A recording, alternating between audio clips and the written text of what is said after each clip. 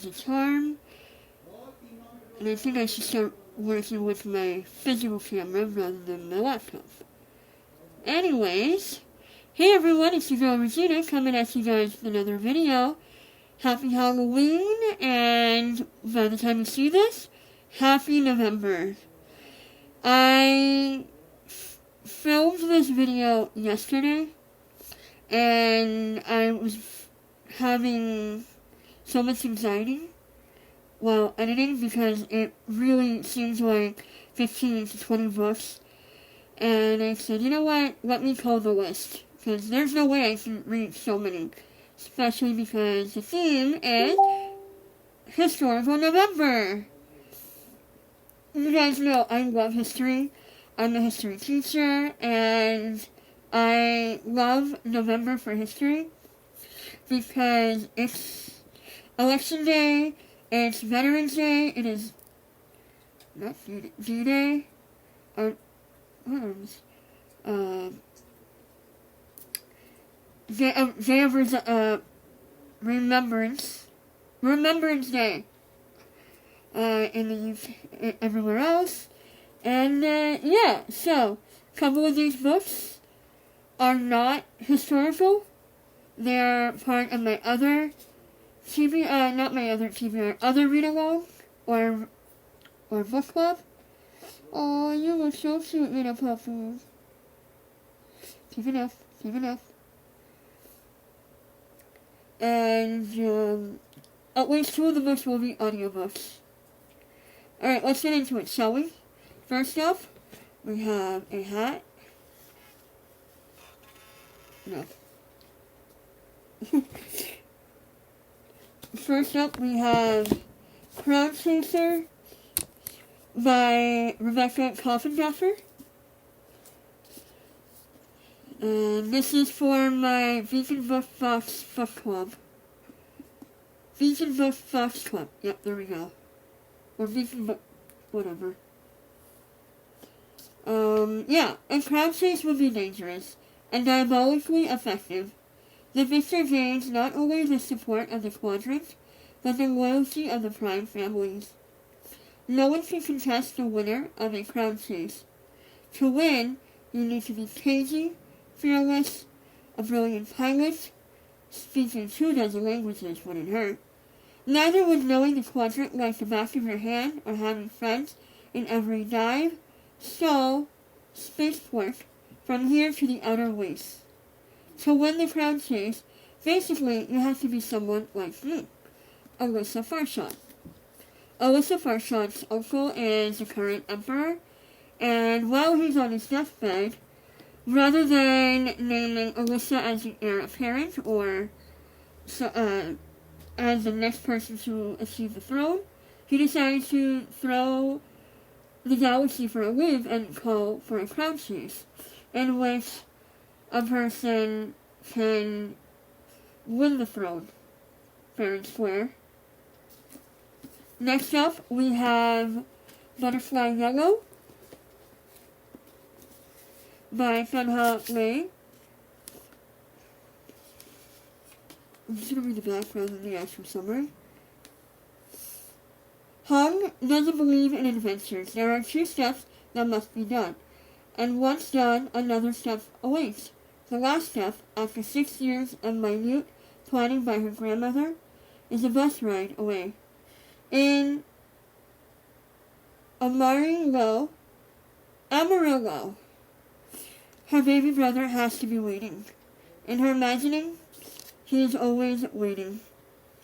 So this is the story of Hong and her younger brother Lin, who are trying to escape Vietnam during the last days of the Vietnam War.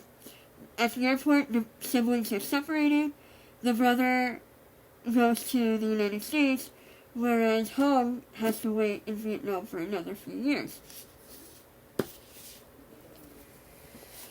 Next up, we have The Nightingale by Kristen Hanna. With courage and powerful insight, best-selling author Kristen Hanna captures the epic panorama of World War II and illuminates an intimate part of history, seldom seen. The Women's War. The Nightingale tells the story of two sisters separated by years and experience, by ideals, passion, and circumstance, each embarking on her own dangerous path towards survival, love, and freedom in German-occupied, war-torn France. A heartbreakingly beautiful novel that celebrates the resilience of the human spirit and the durability of women. It is a novel for everyone, a novel for a lifetime. Next up, we have Romanov by Nadine Brandeis. First of all, I love this cover. It's so shiny and pretty. This was a gift from my mom for my birthday, and the Nightingale I got from Christmas of last year from my brother. The history books say I died. They don't know the half of it. Anastasia, Nastya Romanov, was given a single mission: to smuggle an ancient spell into her suitcase on her way to exile in Siberia. It might be her family's only salvation, but the leader of the Bolshevik army is after them, and he's hunted Romanov before. Nastya's only chances of saving herself and her family are either to release the spell and deal with the consequences, or to enlist help from Zash, the handsome soldier who doesn't act like the average Bolshevik. Nastya has only dabbled in magic, but it doesn't frighten her half as much as the growing attraction to Zash. She likes him. She thinks he might even like her. That is, until she's on one side of a firing squad, and he's on the other. So this has to do with historical fiction and magical realism, similar to The Kingdom of Zack by Marie Lu. Aww, puppy, did you know? Okay, first one. You guys, I've never been so happy in the past month. Ever since I had my daughter, I feel like a brand new person. I feel like I'm the same person as I was mentally 5 years ago, where I was just happy and loving life, and it was amazing. I love my little puppy. Next up, we have D-Day Girls, this by Sarah Rose, and this is about the spies who armed the resistance, sabotaged the Nazis, and helped win World War II. In 1942, the Allies were losing. Germany seemed unstoppable, and every able man in England was on the front lines to set Europe ablaze. In the words of Winston Churchill, the Special Operative Executive, SOE, whose spies were trained in everything from demolition to sharpshooting, was forced to do something unprecedented: recruit women. 39 answered the call, leaving their lives and families to become saboteurs in France. In D-Day Girls, Sarah Rose draws on recently declassified files, diaries, and oral histories to tell the thrilling story of 3 of these remarkable women. I saw this at Costco, and I was like, I have to have this.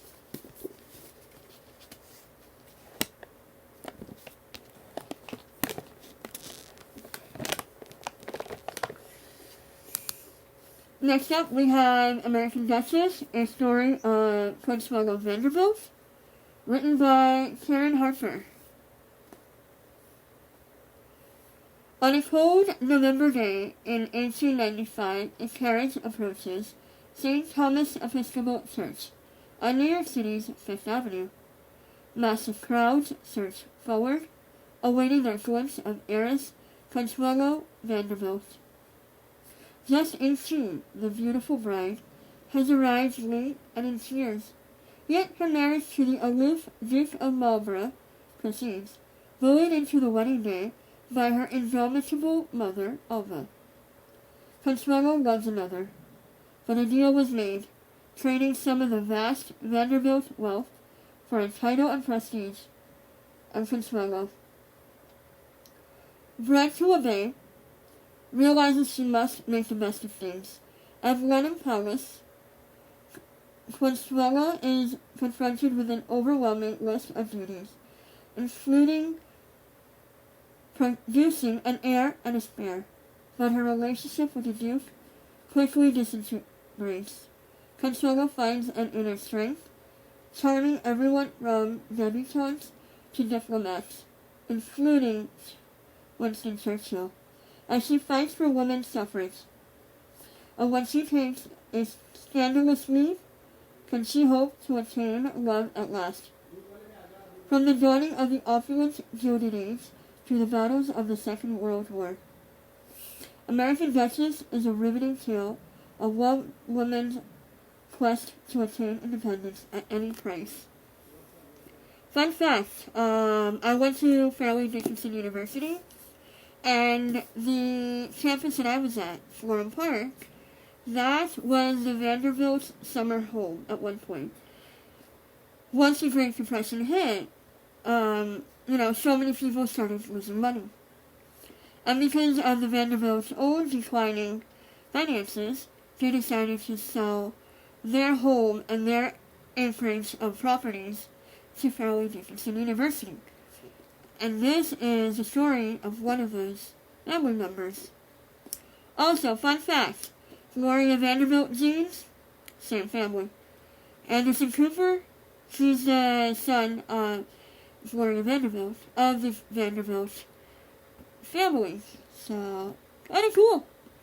Another fun fact, I have been to Blenheim Palace when I was studying abroad in England.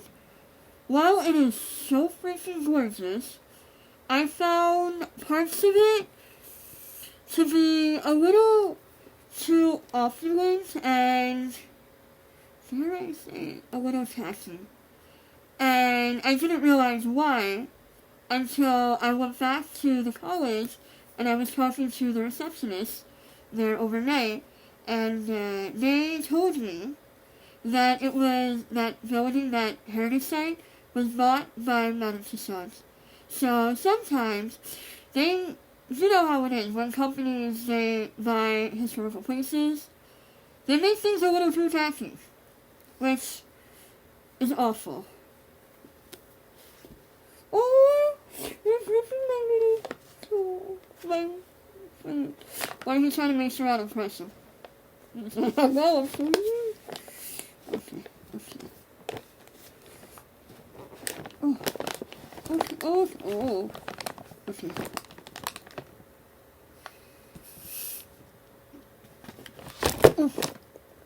Okay. The last two of the physical books are these two. I did not get a chance to read The Fellowship of the Ring in October, so I'm going to start with this tomorrow. And then the Two Towers for Topinalong Readathon.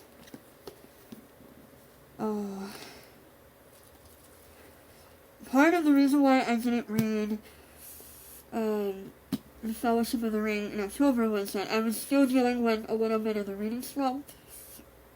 Although when I finally started reading, I was more into a spooky thriller mode rather than something over fantastical and describing every leaf on a tree kind of book. So hopefully I get through these, and next up we have audiobooks, and I'm going to try to read a couple of these. One of these books is called Pachinko by Bliss Jin Lee.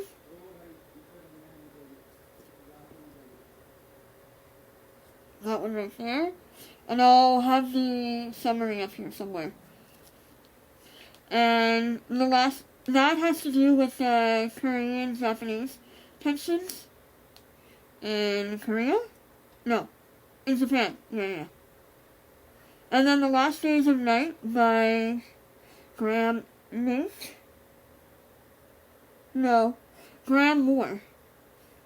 And this is during the dawn of the invention of the light bulb. Again, I'll have the summary up here. And that is it for now. I would show you my puppy. I should probably put the camera.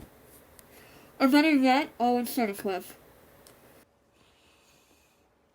Hi, puppy. Hello. Alrighty. I will see you guys very soon. I'm gonna go back to editing. And hopefully this time is the last time that I film this video. Alrighty. Make sure to comment, like, subscribe, and if you haven't, click the bell icon for notifications. I try to have a video out every week, if not every other week. Alright, I'll see you. Bye-bye.